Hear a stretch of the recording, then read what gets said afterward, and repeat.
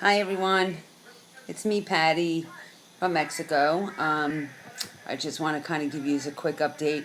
Really not much to report. The last few days have been a little bit somber.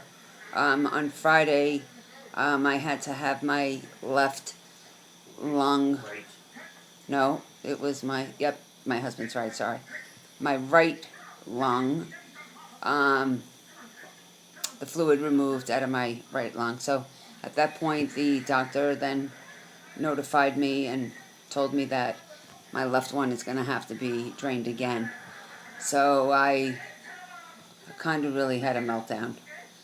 You know, I've been picked and poked out for the last 3 months, surgery or some type of procedure after another procedure, and I think I just kind of just couldn't handle somebody else just kind of tugging at me. So I did have a little emotional breakdown and just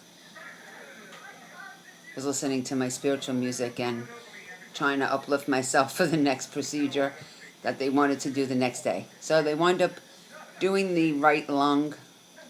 The benefit from that is that I was breathing so much better. I felt the pressure off my chest a lot better. It helped me through some of the therapies that I had to do. But, again, it kind of made me feel like I was being set back a little bit because I have to rest for a while, which means that there are some therapies that I can't do, which bothers me because that's the whole purpose of being here, is to get that experience and be able to do everything that is offered to me here. So I allowed myself to feel what I was feeling and cry it out, and then I picked up my big girl panties and was like, okay, on to the next lung. So on Saturday was supposed to do the procedure, but they canceled it, and on Sunday they canceled it. Today they canceled it. I'm trying not to get a little anxiety over that and just feel like, it's in God's hands and it's in His timing. So tomorrow we're hopefully scheduled to do it tomorrow, which will then relieve the left lung. So just kind of want to explain what's going on with my lungs. They call it pleural infusion, which means the lining of your lung, or the lining in between the wall of your lung and your lung, is filling up with water. We were trying to figure out why this is happening. This will be my second draining on both lungs in the last month, or in this month. So the doctor told me that unfortunately it's the metastasis, which, if you don't know what that is the cancer. And when cancer metastasizes, it's trying to take over your body. So he kind of put it like in layman's terms for me to kind of understand, to let me know that what's happening is the metastasis is trying to take over my body, so my lungs are kind of crying out and saying no, He said that the best way to help this and cure it is, one, the treatments here, because the more that the cancer dies and the more my body and my immune system builds up, the more it relieves um, the lungs, and I won't have it. So I am just praying that, through this I can, fight through it, and even though it's a little painful, that I can get back on doing the treatments that I need to do, because at the end of the day, no pain, no gain, right? So if I'm not feeling pain, then I'm not then the cancer's not dying. I know that if I sit back and I allow myself to feel bad, I'm going to allow the cancer to take over, and that's not what's happening. That's not the part for this. I keep on saying, part of me has said, I just want to be myself and who I was. And honestly, no, I don't. I want to be my new self. I want to be the new Patty, the cancer-free Patty, and that's who I want to be. And every day I have to work on that. And so I've been doing, over the weekend, some what they call as recall therapy, where they try to find out the emotional part of of what's going on in our lives that has caused us to be sick. And that's been really, really, really interesting. I kind of love that part because I love anything that has to do with the mind. But I find that very, very interesting how they associate our mind or what's going on in our lives with the imbalance in our bodies. But what I did know, what I did find out was that recall therapy is not kind of like psychology. They're not trying to read what your emotions are. Recall therapy is about where your brain, how your brain interacts with your body. Your brain is without your brain, your body can't function. So because of that, what happens is when we go through something or we have some kind of tragedy or whatever, our brain doesn't hold on to that emotion.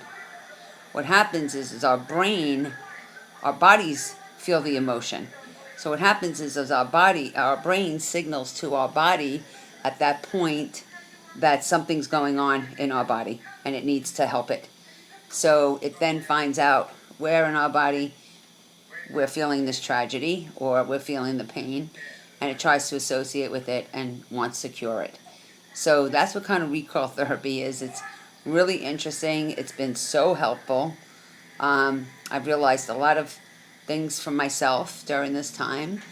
I feel like I've spent a lot of time trying to work on my emotions through this and work on through the whole living with cancer and the last 9 years. But I realized that one of the things that I don't do is try to deal with the cancer, kind of put it aside. I feel like I have it, so it's something I have to just do. But I really need to just deal with it. It's here.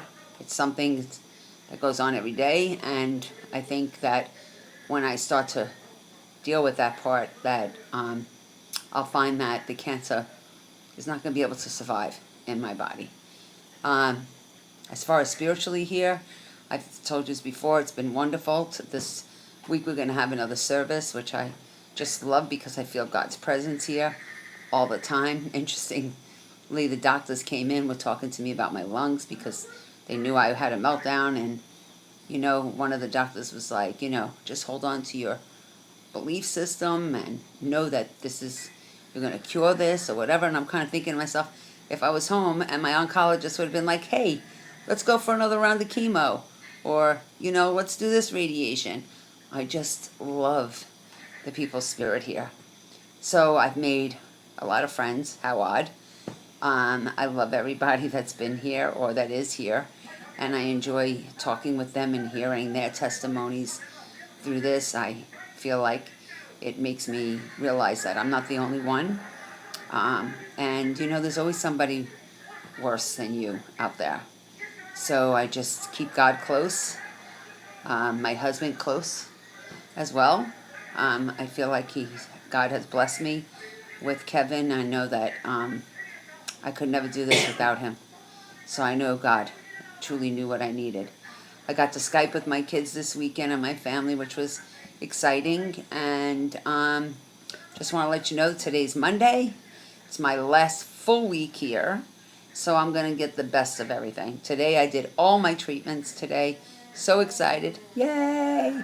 I feel like more energy. Obviously I have the oxygen on because of the lung, but I'm trooping through that, and I am claiming it now that I am going to walk out of here without any oxygen. I'm going to breathe on my own. So I just wanted to give you a quick update. I'll let you know in a few days how I'm feeling. Hopefully I'll have some makeup on then, but I just took a shower. It was the end of the night. And I just want to tell everybody again, thank you so much. I love you, and thank you all for your support, the messages, the calls. I couldn't do it without it. I really couldn't. So I want to thank everybody who has been a part of this journey with me. So I'll talk to you in a few days, and love you and have a good night. Bye. You want to say good night, Kev? Good night. Hold on, let me just show you him really quick. He's resting. Say good night, Kev. Good night. Okay. That's my helper. He's my nurse, my helper, my supporter, everything. Love you, Kevin Jackson. Alrighty. I'll talk to you later. Have a great night. Bye.